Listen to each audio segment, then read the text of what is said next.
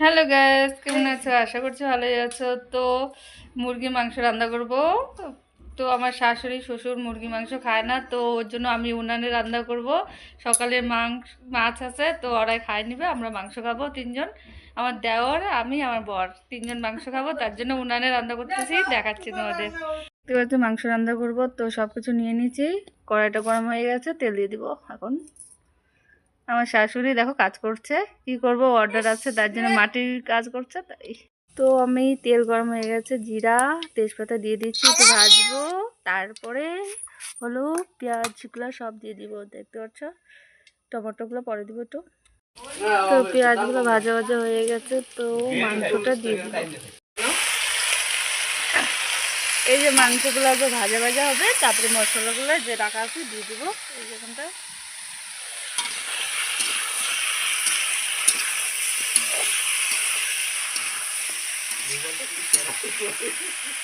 আর একটু ভাজা ভাজা হোক, তারপরে মশলা দিব।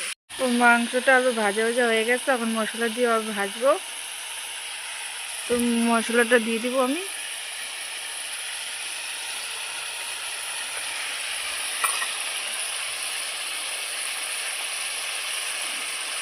মশলা দিয়ে দিয়েছি, ভাজতেছি, দেখতে পাচ্ছ।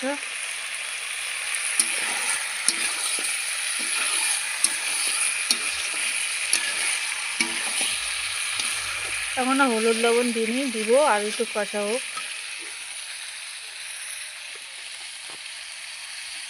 তার জন্য। লবণ দেওয়া হয়ে গেছে, দেখতে পাচ্ছ, ভাজা ভাজা হয়ে গেছে, মশলা টসলা সব দেওয়া আছে। এখন মশলার জলটা একটু আছে, ওটা দিয়ে দিব, আর তারপরে আর একটু ভাজবো, তারপর জল দিব, দেখতে পাচ্ছ। তো জল আছে এখানটাই, তো একটু দিয়ে আমি ভাজবো আবার।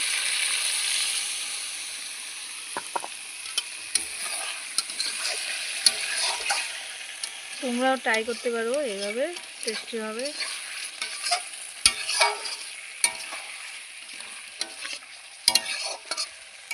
আমি প্রথমবার মাংস করছি, দেখি কেমন হয় এইভাবে।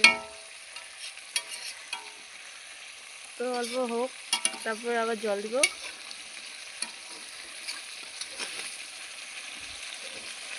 দেখতে পাবে কত সুন্দর লাগছে কালারটা। তো কষুক একটু, তারপরে পরে দেখাচ্ছি তোমাদের ফাইনাল লুক দেখাচ্ছি। জল দিয়ে একটু কষা নিলাম, এখন জল দিয়ে দেবো। হয়ে গেছে অনেক ভাজে, তারপর জল দিয়ে দিলাম, এগুলো ফুটলে নামাই দিব। তো এদিকে কষাটা বের করেছি আমার জন্য আর আমার বরের জন্য।